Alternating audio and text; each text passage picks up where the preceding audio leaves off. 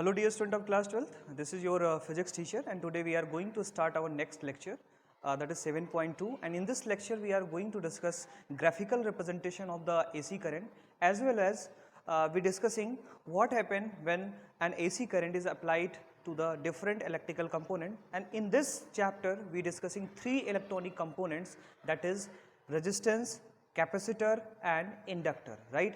Inductors mean that is the solenoid, right? When a solenoid is connected with the AC, then what happen, right? So आज हम लोग जो है इन तीनों important topics की बात करेंगे और ये तीनों टॉपिक बहुत ही इंपॉर्टेंट है और आगे के जो भी टॉपिक्स हैं उसको पढ़ने में ये मदद करेंगे, ये आपकी हेल्प करेंगे. सो आगे के टॉपिक ये सिलेबस में तो ये मेंशन नहीं है, but you have to just learn that because in the next next topic we have to need these things. आपको इन चीज़ों की ज़रूरत पड़ेगी. सो आज हम लोग देखते हैं कि किस तरह से हम लोग एसी करंट का रिप्रेजेंटेशन करते हैं. सो बच्चों, मैंने पिछली क्लास में आपको ये बताया था कि अगर आपके पास कोई एसी करंट है तो उसका नेचर होता है कि उसका जो मैग्नीट्यूड होता है वो लगातार क्या करता है, वेरी करता रहता है, like a sinusoidal wave, right. और उसका इक्वेशन हम लोगों ने डिराइव किया था, that is I is equal to I not sine omega T, right. ये रिलेशन हम लोगों ने डिराइव किया था जहाँ पे ओमेगा को हम लोग क्या कहते हैं, एंगुलर फ्रीक्वेंसी कहते हैं. क्या कहते हैं, एंगुलर फ्रीक्वेंसी, राइट. इसको हम 2 पाई एफ से रिप्रेजेंट करते हैं. अब आप सर कहोगे कि ये एफ भी तो फ्रीक्वेंसी है और इसको एंगुलर फ्रीक्वेंसी क्यों कह रहे हो, तो हम ये कह सकते हैं कि इसकी डायमेंशन और इसकी डायमेंशन अगर देखी जाए, अगर ये 2 पाई कॉन्स्टेंट हो गया तो ओमेगा किस पे डिपेंड करेगा, फ्रीक्वेंसी. तो नॉर्मली यूज टू भाषा में हम लोग इसको क्या कह लेते हैं, that is the angular frequency. नहीं तो ये क्या है, ये एंगुलर वेलोसिटी है. एंगुलर वेलोसिटी को हम लोग किससे रिप्रेजेंट करते हैं, ओमेगा से रिप्रेजेंट करते हैं. एसी का नेचर कैसा होता है कि उसका मैग्नीट्यूड लगातार चेंज होता रहता है, कुछ इस तरह से आप इस चीज़ को जानते हैं, लगातार मैग्नीट्यूड क्या हो चेंज होगा. और इसकी इफेक्टिव वैल्यू कल हम लोगों ने डिराइव करी थी कि जो आई इंस्टेंटेनियस वैल्यू की जो इफेक्टिव वैल्यू होगी, इंस्टेंटेनियस करंट की जो इफेक्टिव वैल्यू होगी वो होगी 70.7% of the peak value, peak value अगर इसमें आई नॉट है, पीक वैल्यू का मतलब दिस वैल्यू, इस वैल्यू अगर 70% निकाल लिया जाए तो हमें आई इफेक्टिव की वैल्यू पता चल जाती है. ठीक है, ये सब बातें जो है हमने पिछले लेक्चर में की थी. आज हम और थोड़ा डिटेल में चीज़ों को स्टडी करेंगे. तो देखिए हमारे पास जो ये जो आपके पास जो ये ग्राफ दिख रहा है यहाँ पर, ये ग्राफ किसके किसके बीच में है, ये इंस्टेंटेनियस करंट और किसके बीच में है, टाइम के बीच में है.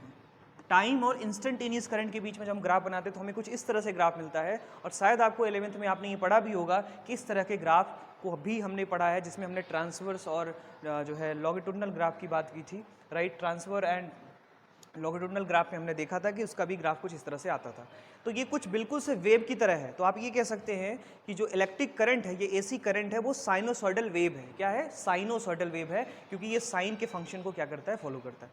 आप ध्यान से मेरी बात समझिए. इसको समझने के लिए हम लोग, आपने देखा होगा कि जब हम लोग वेव का चैप्टर पढ़ रहे थे तो वहाँ पे हम लोगों ने जो है सर्कुलर मोशन का एग्जाम्पल लिया था. और उस सर्कुलर मोशन के एग्जाम्पल में हम लोगों ने देखा था कि अगर हम ये एज्यूम कर लें कि कोई एक बॉडी जो है लगातार इस तरह से सर्कल पे मूव कर रही है, इस तरह से सर्कल पे मैं बनाता हूँ, इस तरह से सर्कल पे क्या कर रही है, मूव कर रही है, और इसके सेंटर से ये वाली वैल्यू जो है, इसको अगर आप करंट एज्यूम कर रहे हैं आई, इसको आप क्या मान रहे हैं, आई नॉट, राइट. ये आई से मान रहे हैं, तो ये टाइम के साथ क्या करेगा, मूव आउट करेगा.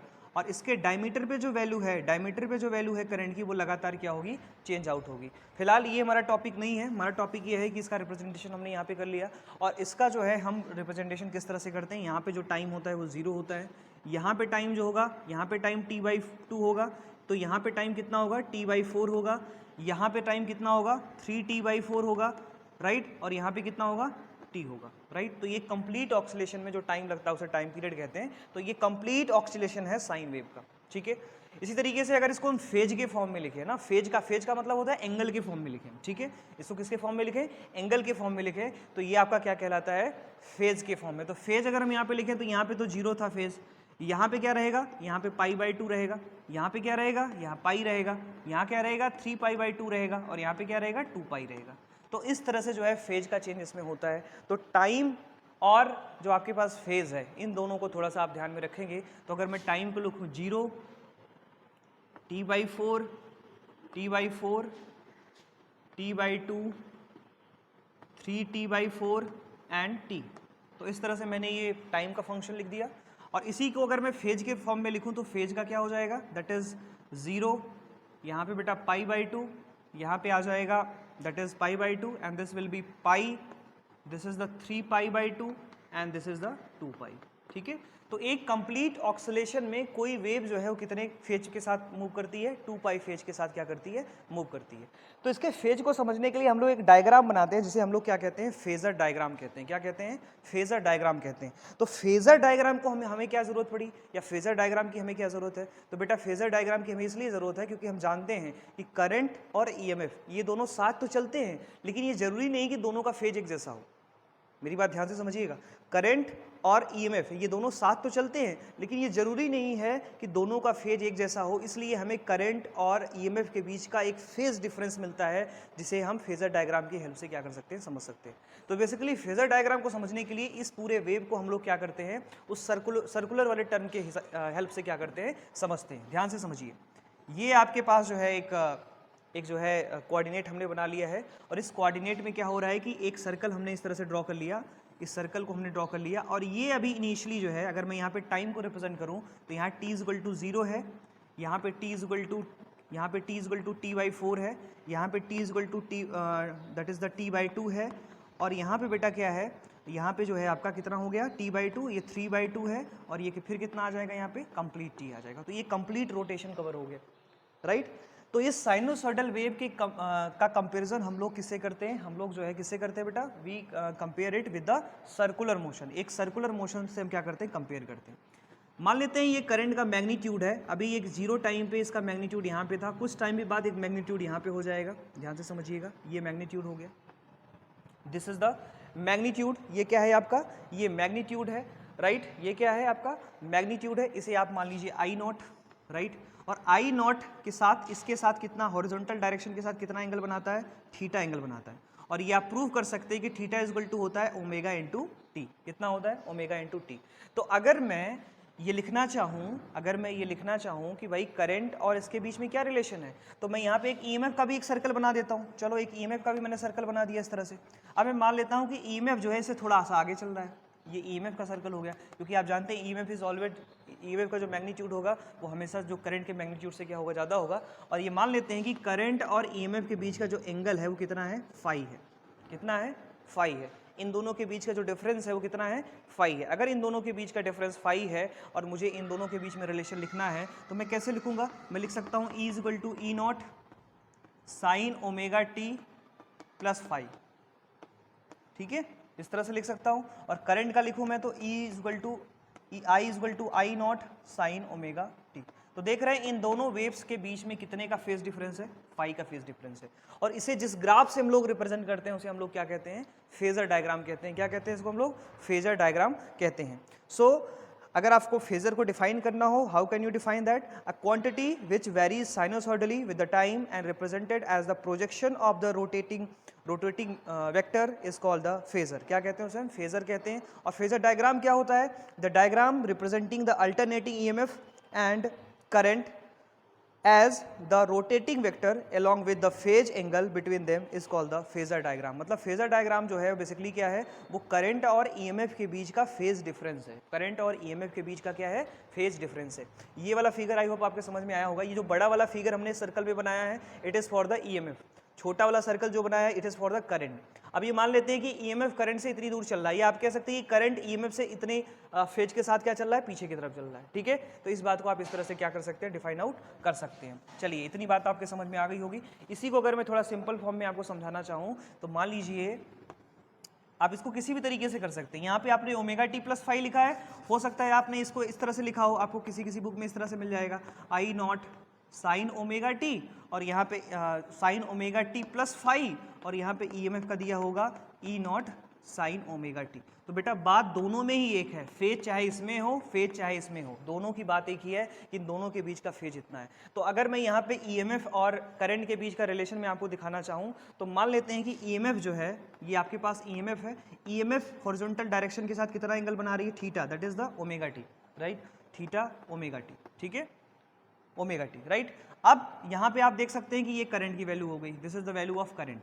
और करंट और ईएमएफ के बीच का कितना फेज डिफरेंस है, फाई है। फेज डिफरेंस कितना है, फाई है। तो अगर मुझे ईएमएफ का इक्वेशन लिखना हो तो मैं लिखूंगा E = E0 sign omega T, क्योंकि ईएमएफ हॉरिजॉन्टल के साथ कितना एंगल बना रहा है, ओमेगा टी। लेकिन अगर मुझे करंट का लिखना होगा तो I is equal to I not sine ये ओमेगा टी प्लस फाई, तो कितना हो जाएगा, ओमेगा टी प्लस फाई। तो अगर इन दोनों के बीच का फेज डिफरेंस निकालो आप, साइन ओमेगा टी में से sine omega T plus phi को जब माइनस करोगे तो इनके बीच का जो फेज निकल के आएगा वो कितना निकल के आएगा, फाई निकल। तो इसे हम लोग क्या कहते हैं, फेजर डायग्राम कहते हैं। तो इतनी सी बात आपको यहाँ पे समझनी है। हम लोग जितने भी कंपोनेंट हैं, जितने भी सर्किट हम लोग यहाँ पे पढ़ेंगे, उन सब में क्या करेंगे, फेजर डायग्राम को क्या करेंगे, इन्वॉल्व करेंगे और फेजर डायग्राम को क्या करेंगे, समझेंगे।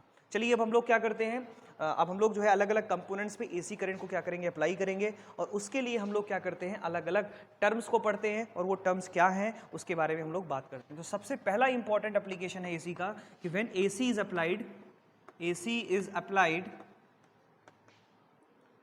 AC is applied, right, AC is applied या एसी थ्रू अ रजिस्टर लिख सकते हो, एसी थ्रू रजिस्टर, ठीक है। रजिस्टर का मतलब रेजिस्टेंस के थ्रू हम लोग क्या करेंगे, इसको ऐड करेंगे। तो हमारे पास एक रेजिस्टेंस है, मान लीजिए आपके पास रेजिस्टेंस R है, इसको हम लोगों ने एक AC से जोड़ दिया, तो इसमें कुछ करंट फ्लो होगी I, और ये करंट की वैल्यू जो होगी वो क्या होगी, आई नॉट साइन ओमेगा टी होगी।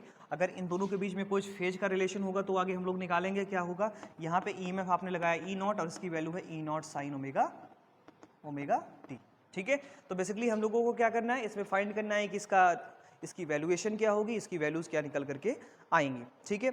तो इसमें एक इंपॉर्टेंट बात आपको जो याद रखनी होती है वो ये याद रखनी होती है कि instantaneous EMF due to the source is equal to the instantaneous value of the potential drop across the resistance. ये सभी के लिए आपको याद रखना है, इंस्टेंटेनियस ईएमएफ किसके बराबर होगा, वोल्टेज ड्रॉप अक्रॉस रेजिस्टेंस। क्योंकि आप लोगों ने क्या यूज किया यहाँ पे, रेजिस्टेंस यूज करा। भाई जितना ईएमएफ लगाओगे जिसके अकॉर्डिंग ये क्या होगा, इसमें वेरिएशन होगा, उसी के अकॉर्डिंग इसके वोल्टेज का ड्रॉप होगा, ठीक है। ये रिलेशन आपको पता है। यहाँ से आपको इक्वेशन नंबर फर्स्ट पता है, E equal to E naught, आपने ये ईएमएफ लगाया था sine omega T, equation number first, ठीक है। क्योंकि आपने इसमें क्या किया था, रेजिस्टेंस को लगाया था, इसलिए हम फ्रॉम ओम्स लॉ यूज कर सकते हैं, फ्रॉम ओम्स लॉ, ठीक है। क्योंकि यहाँ पे इसके अकॉर्डिंग इसमें वेरिएशन हो रहा है तो हम ओम्स लॉ लगा सकते हैं। And E is equal to क्या होता है, I R. So I is equal to क्या हो जाएगा, E अपॉन आर, क्या हो जाएगा, I is equal to E upon R. तो इस तरीके से अगर मैं इस पूरे इक्वेशन को मैं आर से डिवाइड कर दूँ, इक्वेशन नंबर फर्स्ट को, तो यहाँ पे E अपॉन आर आ जाएगा और यहाँ पे क्या हो जाएगा, E नॉट अपॉन आर हो जाएगा और ये हो जाएगा साइन ओमेगा टी। तो E अपॉन आर को हम क्या कहेंगे, I कहेंगे। सो this will be the instantaneous current, क्योंकि जैसे जैसे ये वेरी करेगा वैसे वैसे आपका ईएमएफ भी वेरी करेगा, तो करंट की वैल्यू भी वेरी होगी, तो ये इंस्टेंटेनियस वोल्टेज। इसके लिए हम लोग क्या करेंगे, E naught upon R naught, तो ये क्या हो जाएगा, I naught, peak value of the current, and this will be sine omega T. So this is the final equation of the current. Basically हमें ईएमएफ के इक्वेशन से करना क्या है, हमें ईएमएफ के इक्वेशन से क्या डिराइव करना है, करंट का इक्वेशन डिराइव करना है। फिर दोनों के बीच हम लोग क्या करेंगे, फेज का डिफरेंस निकालेंगे। तो अगर इन दोनों के बीच का हम लोग फेज निकालते हैं तो ध्यान से समझिएगा, फेज निकालने का फॉर्मूला होता है delta phi is equal to phi two minus phi one. तो फाई टू अगर इसको आप मान रहे हो तो इसका फेज कितना है, इसका फेस ओमेगा टी है और यहाँ पर भी क्या है, ओमेगा टी है। तो दोनों को जब आप माइनस करो तो फेज डिफरेंस क्या होता है, जीरो होता है। तो डेल्टा फाई किसके लिए जीरो होता है, रेजिस्टेंस के लिए जीरो होता है। अगर रेजिस्टेंस को आप किससे जोड़ते हो, अगर रेजिस्टेंस को आप लोग जो है किसी एसी सर्किट से जोड़ते हो तो रेजिस्टेंस, करंट और ईएमएफ के बीच में कोई भी फेज डिफरेंस नहीं होगा, करंट और ईएमएफ के बीच में कोई भी फेज डिफरेंस नहीं होगा। जैसे जैसे करंट बढ़ेगी वैसे वैसे ईएमएफ बढ़ेगा। अंतर दोनों में सिर्फ इतना रहेगा कि ईएमएफ का जो मैग्नीट्यूड होता है it is always greater than magnitude of the current, ठीक है। चलिए अब इसके लिए हम लोग क्या करते हैं, फेजर डायग्राम बनाते हैं। क्योंकि इन दोनों के बीच का फेज डिफरेंस जीरो है, इसलिए जब इसके बीच का फेजर डायग्राम हम लोग बनाएंगे तो फेजर डायग्राम कुछ इस तरह से बनेगा। देखिए ये आपके पास क्या हो गया, ईएमएफ हो गया। क्योंकि दोनों के बीच का फेज डिफरेंस जीरो है इसलिए जो करंट का भी ग्राफ आएगा वो इसी ग्राफ पे आएगा। तो ये तो आपका हो गया करंट और ये हो गया आपका EMF. So this is the phasor diagram of the current, right. Similarly अगर हम लोग जो है इसका वेव डायग्राम बनाएं तो ये तो फेजर डायग्राम होता है, इस तरह से हम वेव डायग्राम बनाएं तो ये तो ईएमएफ की वैल्यू हो गई। अब इसी में करंट की वैल्यू बनानी, क्योंकि करंट की वैल्यू थोड़ी छोटी होती है इसलिए हम इसको डॉटेड लाइन में दिखा दे रहे हैं, देखिए, ठीक है। ये क्या हो गया आपका, ये करंट की वैल्यू हो गई। तो ये तो हो गई तुम्हारी करंट, कैसी करंट, इंस्टेंटेनियस करंट, और ये वैल्यू तुम्हारी क्या हो गई, ईएमएफ। तो ईएमएफ और करंट के बीच में जो ग्राफ होता है कुछ इस तरह से बनता है फॉर द रजिस्टर के लिए जो है आपका ग्राफ जो है कुछ इस तरह से बन के आता है। ठीक है, आई होप इतनी बात आप लोगों के समझ में आ गई होगी। और इन दोनों के बीच का जो डेल्टा फाई होता है वो क्या होता है, 0 होता है, इसलिए ईएमएफ और करंट साथ साथ चलते हैं। तो याद रखने वाली बात क्या है कि जब भी रजिस्टर के थ्रू आप एसी करंट को लगाते हो तो ईएमएफ और करंट दोनों साथ साथ चलते हैं, उनके बीच का जो नेट फेज होता है वो 0 होता है, और फेज अगर 0 होगा तो उसका ग्राफ कुछ इस तरह से आएगा, फेजर डायग्राम आपका कुछ इस तरह से बनेगा। यहाँ पे एरो मैंने थोड़ा सा नीचे लगाया, इसका मतलब क्या है कि करंट का मैग्नीट्यूड ईएमएफ से क्या होता है, कम होता है। ठीक है, is that clear for you? I hope it will clear for you. अब हम लोग आगे बात करेंगे जब एसी करंट को हम लोग किसी इंडक्टर के थ्रू लगाते हैं। तो पहली बात तो इंडक्टर होता क्या है, तो ऐसे कंपोनेंट्स जिसमें इंडक्शन का प्रोसेस होता है उसे हम लोग क्या कहते हैं, इंडक्टर कहते हैं। क्या कहते हैं बेटा, उसको हम लोग इंडक्टर कहते हैं। इंडक्टर का मतलब देखो, जैसे एक सोलोनाइड जो होता है, सोलोनाइड को जब किसी आप बैटरी से जोड़ते हो तो क्या होता है बेटा, इसमें कुछ एनर्जी स्टोर हो जाती है, या इस करंट का ये क्या करती है, विरोध करती है और सेल्फ इंड्यूस हो जाती है। इसमें सेल्फ इंडक्शन का प्रोसेस होता है, इसलिए इसको हम लोग क्या कहते हैं, इंडक्टर कहते हैं। क्या कहते हैं, इंडक्टर कहते हैं। ठीक है, तो हमारे पास हम लोग बात करने जा रहे हैं एसी थ्रू इंडक्टर। अगर किसी इंडक्टर के थ्रू हम लोग एसी करंट को अप्लाई करें तो क्या होगा। ठीक है, ये दूसरा पॉइंट है। अगर किसी इंडक्टर के थ्रू हम लोग एसी करंट को अप्लाई करेंगे तो क्या होगा, देखिए हमारे पास एक एसी करंट है, ये हमारे पास एक इंडक्टर है, और इस इंडक्टर का जो इंडक्टेंस है वो एल है। इस इंडक्टर का जो इंडक्टेंस है वो एल है, और आप जानते हैं कि इससे जो ईएमएफ जनरेट होता है ई इक्वल टू होता है minus L D phi upon D T. ठीक है, ये आपको पता है, ये आप लोगों ने चैप्टर नंबर किसमें पढ़ा है, चैप्टर नंबर 6 में पढ़ा है, इलेक्ट्रोमैग्नेटिक इंडक्शन में। इसको हम लोग एसी से जोड़ देते हैं, ये एसी करंट है जिसका ईएमएफ कितना है, ईएमएफ इसका है E equal to E not sine omega T. ठीक है, this is equation number first, ये हमारे पास इक्वेशन नंबर फर्स्ट है, और इसकी हेल्प से हम लोग क्या करते हैं, वैल्यू को निकालते हैं। अगर ये हम मान लें कि इसमें जो आई करंट फ्लो हो रही है सर्किट में, इस सर्किट में जो है आई करंट फ्लो हो रही है, तो इससे जो इस इंडक्टर में जो ईएमएफ प्रोड्यूस होगा वो कितना होगा, EMF produced in this inductor will be minus L di upon dt। ठीक है, ये हो गया इक्वेशन नंबर 2। ठीक है, ये हो गया आपका इक्वेशन नंबर 2। और यहाँ पर ध्यान देने वाली बात ये है कि इसमें जो टोटल EMF होगा, EMF produce in the inductor, ठीक है, जो इसका EMF है वो कितना है, E है, और इसका EMF कितना है, minus D I upon D T. अगर मैं इस पूरे सर्किट का EMF मैं यहाँ पे क्या लगा दूँ, किरचॉफ वोल्टेज रूल लगा दूँ। अगर मैं यहाँ पे किरचॉफ वोल्टेज रूल लगाता हूँ तो मुझे टोटल वोल्टेज मिलेगा, और जो कि सम के बराबर होगा, मतलब summation of E equal to क्या होता है, 0 होता है according to Kirchhoff rule. So we can applied it, हम लोग अप्लाइड कर सकते हैं। तो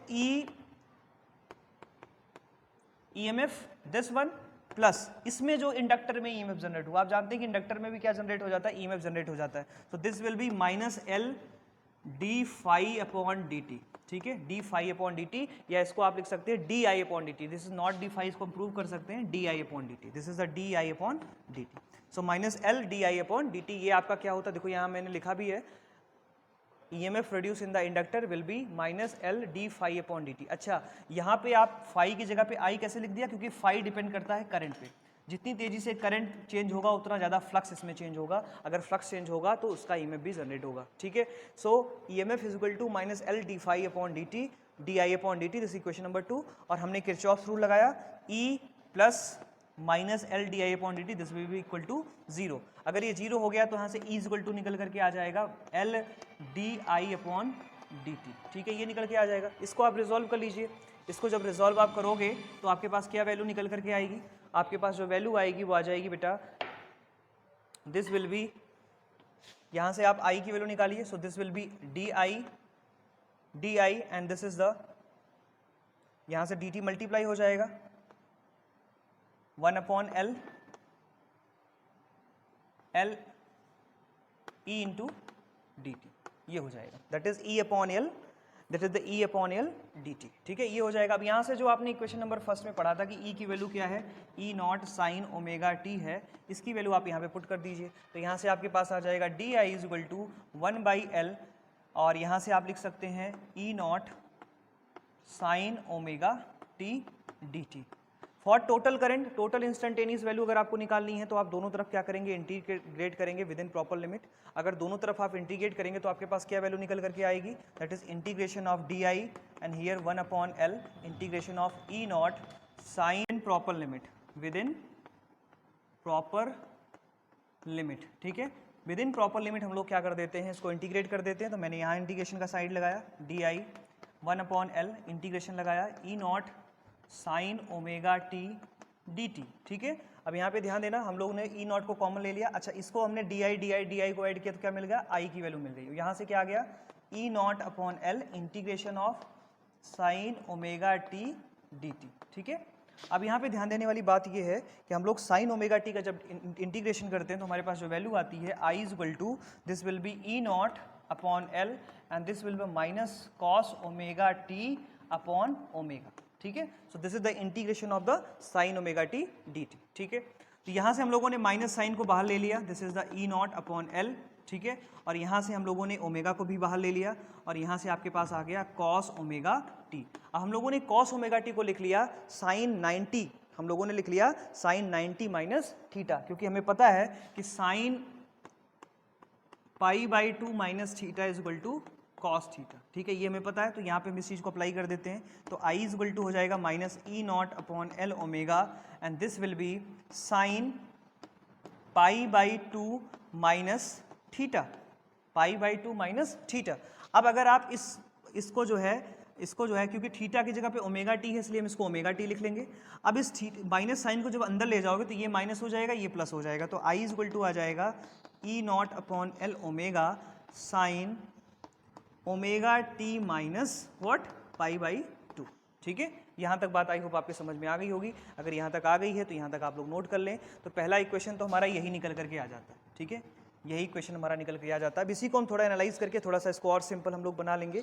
हम लोग देखते हैं कि जो एल ओमेगा है, ध्यान से समझिएगा, जो एल ओमेगा है इसकी जो डायमेंशन है और इसकी जो यूनिट है it is same as resistance. ठीक है, इसका मतलब ये क्या है, ये जो है एक रेजिस्टेंस की वैल्यू है। क्योंकि ये इंडक्टर के थ्रू है इसलिए इसको हम कहते हैं, क्या कहते हैं इसको हम, इंडक्टिव रेजिस्टेंस। क्या कहते हैं इसको हम लोग, रिएक्टेंस कहते हैं। क्या कहते हैं, रिएक्टेंस ऑफ इंडक्टर। क्या कहते हैं इसको हम लोग, रिएक्टेंस ऑफ इंडक्टर। और इसके लिए एक सिंबल हम रिप्रेजेंट कर देते हैं जिसको हम कहते हैं एक्सएल। ठीक है, किससे रिप्रेजेंट करते हैं, एक्सएल से। ध्यान से समझिएगा क्योंकि एक्सएल का यूज हम डायरेक्टली बाद में करने वाले हैं। तो एक्सएल इज इक्वल टू क्या होता है, एल ओमेगा होता है, जहां पे एक्सएल को हम लोग क्या कहते हैं, दैट इज द रिएक्टिव, या आप कह सकते हैं एक्सएल को आप लोग कह सकते हैं, क्या कहते हैं आप, इंडक्टिव रिएक्टेंस। क्या कहते हैं इसको हम, इंडक्टिव रिएक्टेंस। क्या कहते हैं बेटा इसको हम, इंडक्टिव रिएक्टेंस कहते हैं। क्या कहते हैं, इंडक्टिव रिएक्टेंस, राइट। या इसको सिंपली हम लोग क्या कहते हैं, सिंपली हम लोग कहते हैं रिएक्टेंस ऑफ इंडक्टर। क्या कहते हैं, रिएक्टेंस ऑफ इंडक्टर। क्या कहते हैं इसको हम, रिएक्टेंस ऑफ इंडक्टर। ठीक है, अब यहाँ से जो रिएक्टेंस ऑफ इंडक्टर, इसका क्या मतलब है कि इंडक्टर जो है वो कितना जो है अपोज कर रहा है करंट को, और जिसकी वजह से ईएमएफ आपका जनरेट हो रहा है। अब ये वाली वैल्यू हम यहाँ पे रख सकते हैं, तो ये वैल्यू को याद करके रख लीजिए, X is equal to L omega होता है। तो यहाँ से आपके पास वैल्यू निकल के आ जाएगी, X is equal to E not upon X L and this will be sine omega T minus π/2। ठीक है, अब यहाँ पे देखिए E not upon XL, basically ये रेजिस्टेंस है। ईएमएफ को जब आप रेजिस्टेंस से डिवाइड करते हैं, क्योंकि ये मैक्सिमम ईएमएफ है, तो जब आप डिवाइड करोगे तो आपको मैक्सिमम करंट में मिलेगी। तो यहाँ से हम लिख सकते हैं I not will be equal to E not upon XL. ठीक है, अगर ई नॉट अपॉन एक्सएल है तो आपके पास एक्सप्रेशन निकल के आ जाता है। क्या एक्सप्रेशन निकल के आ जाता है, ध्यान से समझिए। एक्सप्रेशन आपके पास निकल के आता है I is equal to I not sine omega T minus π/2। ठीक है, so this is the expression for electric current, instantaneous electric current, instantaneous alternating current produce in the circuit which is connected with the AC source, right. मतलब अगर आपके पास जो है एक inductor है और उस इंडक्टर का इंडक्टेंस एल है और उसे आप एक एसी सोर्स से जोड़ रहे हो और उसका ईएमएफ जो था वो ई नॉट साइन ओमेगा टी था और इसमें जो करंट फ्लो हो रही है वो आई है, तो करंट का जो एक्सप्रेशन आएगा वो आएगा I is equal to I not sine omega T minus π/2, minus π/2। तो याद रखना है कि इसका जो फेज है वो कितना आ रहा है, माइनस π/2 आ रहा है। तो यहाँ पे मैं ईएमएफ का अगर इक्वेशन लिख दूँ तो मैं लिख सकता हूँ ई नॉट साइन ओमेगा टी। ठीक है, तो ये तो अब आपके पास पहला इक्वेशन हो गया। अब मैं अगर यहाँ से डेल्टा फाई की वैल्यू फाइंड आउट करूँ तो φ2 माइनस φ1, तो यहाँ से क्या निकल करके आएगा, यहाँ से निकल के आएगा जब आप इसमें से इसको माइनस करोगे तो ओमेगा टी कैंसिल आउट हो जाएगा, राइट। ध्यान से समझिए मेरी बात। जब आप φ2 में से, क्योंकि ये φ2 की वैल्यू है, सॉरी φ2 माइनस φ1 होता है, तो यहाँ से जब omega T minus pi by to minus omega T करोगे तो ओमेगा टी कैंसिल आउट हो जाएगा, क्या बचेगा माइनस पाई बाई टू। तो इसका जो फेज डिफरेंस होता है वो कितना होता है, माइनस पाई बाई टू होता है। इसका मतलब अगर किसी एसी सर्किट में आप इंडक्टर लगा दे रहे हो तो इंडक्टर लगा देने से वो ईएमएफ करंट जो है ईएमएफ से माइनस पाई बाई टू क्या चलता है, फेज में चलता है। तो इसका मतलब क्या है, इसका मतलब ये है कि the alternating currents lags behind the EMF by the phase of pi by two. यहाँ माइनस साइन ये बताता है कि ईएमएफ से minus pi by two phase क्या चलता है, करंट पीछे चलता है। ठीक है, अब इसके लिए हम लोग क्या करेंगे, वेव डायग्राम और जो है फेज डायग्राम बनाएंगे। तो देखिए फेज डायग्राम सबसे पहले हम लोग बना लेते हैं। तो देखिए फेज डायग्राम आपका कुछ इस तरह से है। तो सबसे पहला काम आपको ईएमएफ बना लेना। तो ये तो आपकी ईएमएफ की वैल्यू है और ईएमएफ इज इक्वल टू है ई नॉट साइन ओमेगा टी। ये कितना एंगल बना रही है, ये ओमेगा टी एंगल बना रही है। अब इससे पाई बाई टू पीछे, तो पाई बाई टू पीछे ये हो जाएगा।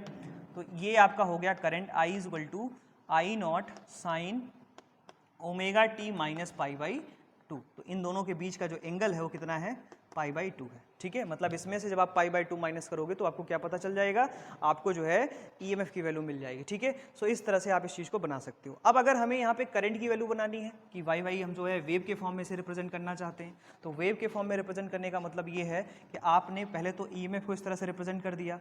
अब ईएमएफ यहाँ जीरो से स्टार्ट हो रहा है, ये इसका मैक्सिमम ईएमएफ है ई नॉट। अब आपको करंट इसमें रिप्रेजेंट करना है, तो करंट पाई बाई टू क्या चल रहा है, पीछे चल रहा है, तो पाई बाई टू यहाँ से, तो इसका मैक्सिमम ईएमएफ ऐसे चलेगा, देखो ऐसे, ठीक है, ऐसे चलेगा, ये हो गया। तो ये है आपकी करंट, और वो भी कैसी करंट, एसी करंट, और ये क्या है आपका EMF. So this is the phasor diagram and this is the wave diagram when AC is connected through a inductor. ठीक है, इसी तरीके से हम लोग जो है कैपेसिटर के लिए देखेंगे। कैपेसिटर का भी बहुत ज़्यादा इंपॉर्टेंस है, तो कैपेसिटर के लिए भी हम लोग क्या करते हैं, देख लेते हैं कि कैपेसिटर में किस तरह से कनेक्ट करने पर डिफरेंट वैल्यूज निकल करके आती हैं। तो let we discuss the when AC is connected through a capacitor. So third point is AC through capacitor. अगर AC को आप कैपेसिटर से जोड़ते हो तो किस तरह से जो है इसमें इलेक्ट्रिक करंट या उसमें करंट और ईएमएफ के बीच में क्या रिलेशन होता है, इसको हम लोग देखेंगे। तो देखिए आपके पास कैपेसिटर का सिंबल कुछ इस तरह से होता है, और इसको आपने क्या किया, इसको आपने एक AC से जोड़ दिया इस तरह से। इसका जो ईएमएफ है वो E है, और इसमें मान लो करंट I फ्लो हो रही है, और इसका जो कैपेसिटेंस है C है, और C इज इक्वल टू क्या होता है, C इज इक्वल टू होता है Q बाई V, है ना। C इज इक्वल टू क्या होता है बेटा, that is the C is equal to Q by V। ये फॉर्मूला आपने पढ़ रखा है और इसी के बेसिस पे हम आगे की बात करने वाले हैं। ठीक है, सो देखिए फिर से वही चीज़ निकल के आती है कि इस कैपेसिटर के क्रॉस अगर पोटेंशियल देखा जाए तो पोटेंशियल, अगर इसका कैपेसिटेंस C है तो इसके क्रॉस पोटेंशियल कितना होगा, Q अपॉन कितना होगा, C होगा, है ना। पोटेंशियल क्या होगा, जैसे C is equal to Q by V, तो V is equal to Q upon C। अब यहाँ पर जो ध्यान देने वाली बात ये है कि the instantaneous EMF due to the instantaneous EMF due to source is equal to the voltage drop across capacitor. Voltage drop कह लीजिए, energy store in the capacitor. ठीक है, ये इसके बराबर होता है। तो यहाँ पे हमें लोगों को क्या करना है, ईएमएफ को उसके बराबर कर देना है। तो हमें पता है कि EMF E is equal to Q upon C। ठीक है, तो यहाँ से क्या निकल के आएगा, Q is equal to C, ये, ठीक है, दिस वन, ओके। और यहाँ पे अगर हम E नॉट की वैल्यू को पुट कर दें तो C E naught sine omega T. तो यहाँ से आपके पास क्या रिलेशन चार्ज का निकल के आ गया, Q is equal to C E naught sine omega T. ठीक है, अब क्योंकि आपको करंट निकालना है इसलिए इसको क्या कर दें आप, टाइम के रिस्पेक्ट में डिफरेंशिएट कर दें। So differentiate this equation, differentiate this equation with respect to time. तो टाइम के रिस्पेक्ट में से आप क्या कर दें, डिफरेंशिएट कर दें। तो टाइम के रिस्पेक्ट में से आप डिफरेंशिएट करोगे, देखो क्या वैल्यू निकल के आ जाएगी, ध्यान से समझिए मेरी बात। तो यहाँ से आ जाएगा d upon D T Q, and here d upon D T, दोनों तरफ डिफरेंशिएट करें तो वैल्यू में कोई चेंज नहीं आएगी, C E sign omega T. ठीक है, तो यहाँ से ये D Q upon D T ये हो गया, और यहाँ से इसको अलग कर लीजिए, C कांस्टेंट है, E कांस्टेंट है, तो यहाँ से आ जाएगा d upon D T sign omega T. ठीक है, ये वाली वैल्यू निकल करके आ गई। अब हम लोग क्या करते हैं, इसको डिफरेंशिएट करते हैं और इसमें वैल्यू को फाइंड आउट करते हैं। तो देखिए क्या आ जाएगा, तो जब इसको हम डिफरेंशिएट करेंगे तो देखिए D Q upon D T को आप क्या लिखते हो, इंस्टेंटेनियस करंट, तो ये तो आई हो गया और ये सी ई हो गया, और इसका डिफरेंशिएशन होगा बेटा साइन ओमेगा टी का हो जाएगा कॉस ओमेगा टी, ठीक है, कॉस ओमेगा टी, और फिर ओमेगा टी का करोगे तो क्या आ जाएगा, ओमेगा आ जाएगा, ठीक है, ओमेगा टी का करोगे तो क्या आ जाएगा, ओमेगा आ जाएगा। तो हमारे पास जो रिलेशन निकल करके आ गया वो आ गया बेटा C E omega and this will be the cos omega T, ठीक है, C E omega and cos omega T, ठीक है, ये वाली वैल्यू निकल करके आ गई। आई होप समझ में आ गया होगा आपको। अब यहाँ पे जो ओमेगा सी है इसको हम डिनोमिनेटर में कैसे ले जाएंगे, ध्यान से समझिएगा। इसको मैं लिखता हूँ ई नॉट, देखो ये ई नॉट है, ध्यान में रखिएगा, ये ई नॉट है, यहाँ पे मैंने ई लिख दिया था, ये ई नॉट होगा, ठीक है, तो ये हो जाएगा ई नॉट। तो यहाँ से ई नॉट अपॉन सी ओमेगा को ले जाओगे तो ऐसे लिखोगे सी ओमेगा, ठीक है, देखो ये क्योंकि मल्टीप्लिकेशन में है ना, तो जब डिनोमिनेटर में ले जाओगे तो 1 अपॉन सी ओमेगा इसको लिखोगे। हम ऐसा इसलिए लिख रहे हैं क्योंकि इसको रेजिस्टेंस के फॉर्म में कन्वर्ट कर सकें। तो यहाँ से कॉस ओमेगा टी है, तो कॉस ओमेगा टी को हम लोग क्या लिख सकते हैं, इसको लिख सकते हैं sine omega T plus pi by two, मतलब sine pi by two plus omega t किसके बराबर होता है, कॉस ओमेगा टी के बराबर होता है, और यहाँ से ई नॉट अपॉन, तो ये आपके पास इक्वेशन निकल करके आ गया करंट का। अब इसको थोड़ा सा और अगर हम लोग रिजॉल्व कर लें तो हम लोग देखते हैं, क्या देखते हैं हम लोग देखते हैं कि जो 1 अपॉन सी ओमेगा है इसकी जो यूनिट है, 1 अपॉन सी ओमेगा जो है इसकी जो यूनिट है ये रेजिस्टेंस के बराबर है। इसका मतलब ये कहीं ना कहीं रेजिस्टेंस से बिलोंग करता है, क्योंकि ये कैपेसिटर का रेजिस्टेंस है, इसको इसलिए हम एक्सी से रिप्रेजेंट कर देते हैं। और एक्सी को हम लोग क्या कहते हैं, रिएक्टेंस ऑफ कैपेसिटेंस या रिएक्टेंस ऑफ कैपेसिटेंस, क्या कहते हैं इसको, रिएक्टेंस ऑफ कैपेसिटेंस, या इसको हम कैपेसिटिव रिएक्टेंस कहते हैं, capacitive reactance, what we call that, capacitive reactance. क्या कहलाता है ये, कैपेसिटिव रिएक्टेंस। और इसे हम किससे रिप्रेजेंट करते हैं, एक्सी से। तो XC is equal to C omega, ये क्या करना है आपको याद रखना है, जहां C is the value of capacitance, omega is the angular frequency and XC is the capacitive reactance, ठीक है। अब यहाँ पे इसकी वैल्यू को पुट आउट कर देते हैं, तो इसकी जगह पे क्या लिख देंगे हम, एक्सी। अब आप जानते हो कि ईएमएफ को जब आप रेजिस्टेंस से डिवाइड करते हो तो ईएमएफ को रेजिस्टेंस से डिवाइड करने पे आपको क्या मिलता है, you get the current. EMF को जब आप रेजिस्टेंस से डिवाइड करते हो तो आपको करंट मिलता है, क्योंकि यहाँ पे peak value of the EMF है, इसलिए आपको यहाँ पे करंट भी जो मिलेगी वो पीक वैल्यू के फॉर्म में मिलेगी। तो आपके पास इक्वेशन आ गया I is equal to I not sine omega T plus pi by two. अब यहाँ पे देख पा रहे हो कि इसका जो फेज है वो प्लस पाई बाई टू है, वहाँ पे क्या था इंडक्टर में माइनस पाई बाई टू था, यहाँ पे कितना है प्लस पाई बाई टू है, ठीक है। तो अब हम थोड़ा सा कंपेरिजन कर लेते हैं ईएमएफ और इसके बीच में।